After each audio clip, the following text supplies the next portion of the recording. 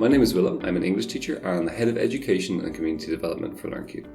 In this video, I'll discuss the key differences between teaching in LearnCube's virtual classroom and other common platforms such as Zoom.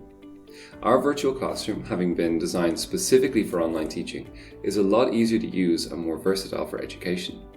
However, moving to a different platform means you'll have to adapt your teaching. If you approach LearnCube in exactly the same way as Zoom, for example, you won't get the best out of the platform, and you may even feel a little frustrated. As teachers, we all have our pattern, our routine, patterns we automatically fall into. What's important here is not just adapting these patterns, but considering our approach to the classroom. That way, you make the right tweaks and adjustments so your new teaching style can really reap the benefits that LearnCube has to offer. Now, don't freak out on me here. I'm not suggesting that you relearn how to teach. Ideally, we should make as few changes as possible for a smooth, simple transition. We want to focus on the underlying mindset, and any changes in the pedagogical approach should follow naturally. So let's start with the basics. Zoom is laid out for video conferencing, a presenter on one screen facing the attendees and the option to screen share a presentation. Whereas LearnCube's virtual classroom is laid out for a more collaborative interaction led by the teacher. The video panel is over here to the side, the teacher is on the top and the students are down here below. The whiteboard, here to the right, is where the magic happens. This is where all of the class materials and annotations will go. There are other views we can switch to, whiteboard only mode and conversation mode, which focuses on our videos and in-class chat. So how does this affect how we approach the class? Because your video isn't up front and center, the focus is shifted here to the whiteboard. Using backgrounds and backdrops becomes less important. What we're studying is over here and we're all working on it together. Conversation mode is a useful tool too. Think about starting the class over here. How was your weekend? How are you today? And then when all of your students have arrived, you can switch to standard mode to really start the class, shifting the focus onto the whiteboard and your lesson materials. In Zoom, we'll typically screen share a presentation and use shared documents. In LearnCube's virtual classroom, the lesson materials are in here with us. Not only is there a more collaborative and engaging feel for students, but it's more versatile in terms of materials you can use and how to manipulate them. When sharing your screen, you have to think about what you want to show your students and what you don't want them to see. There's a lot of juggling windows, which I know a lot of you will be expert at by now, so hold on to those skills because they will come in handy later. First though, let's think about LearnCube's lesson materials library. When you upload a file to your LearnCube library, it's stored here for future use. This means that you can upload your favorite exercises once and use them again and again whenever you need them.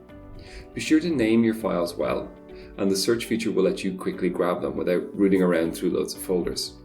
A little bit of work up front in populating your library is going to really pay off later on in convenience. Because each LearnCube classroom is unique, you can enter the classes in advance to prepare, and everything you add to the classroom will be waiting for you when you come back. This makes lesson prep super easy. To add something to your classroom, you don't necessarily need to have it uploaded to the library in advance. You can just drag and drop a file right into the classroom, and you can also copy and paste images, YouTube videos, and they'll appear right here in the class. Remember I told you your window juggling skills wouldn't go to waste? Well, I also recommend having another tab or window open so you can quickly Google things.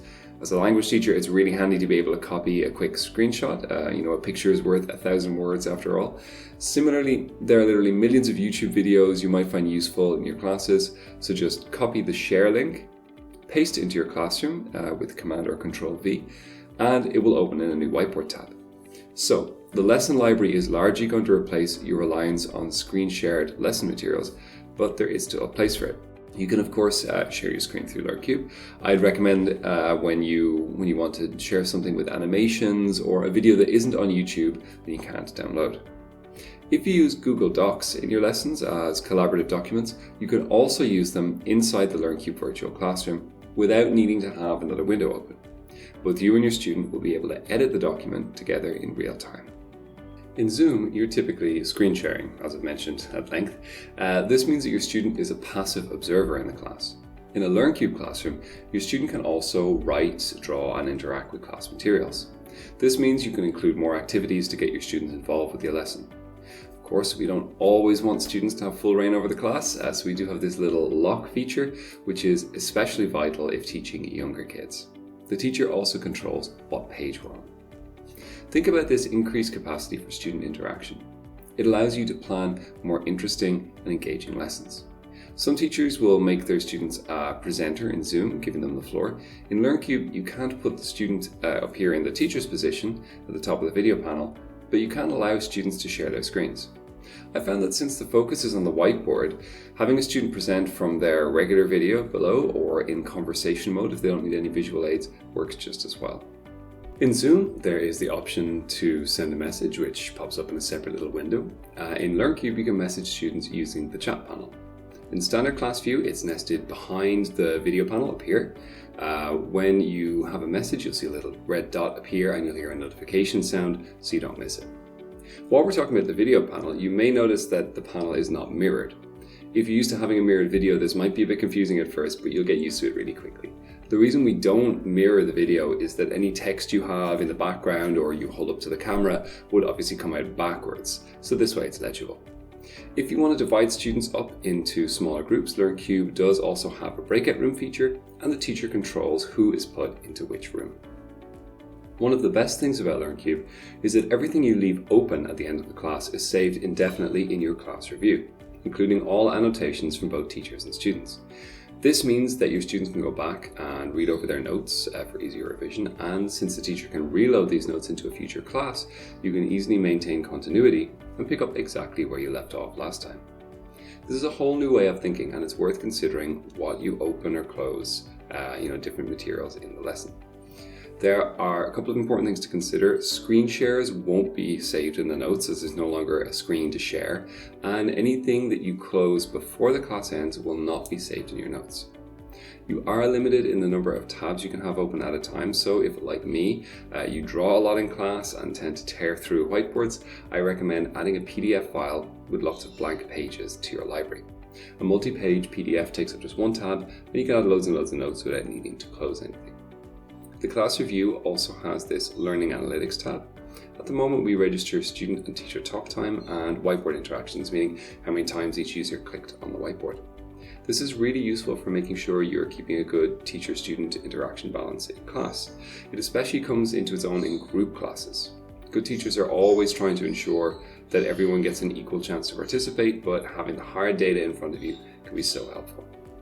The final difference I'd like to mention here is troubleshooting.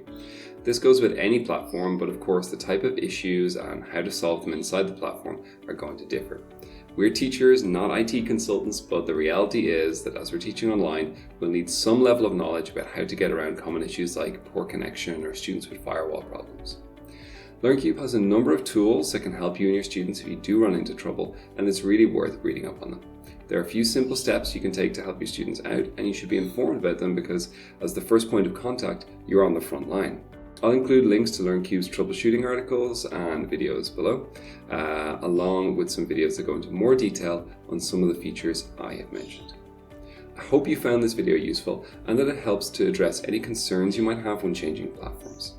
I so often hear that teachers are really stubborn and change averse. Kinda, but I feel like that's dismissing all of the routines and in-class habits that are such an important part of teaching. Here at LearnCube, we do understand teachers and always try and keep you at the heart of things. So good luck with your transition, and as always, happy teaching.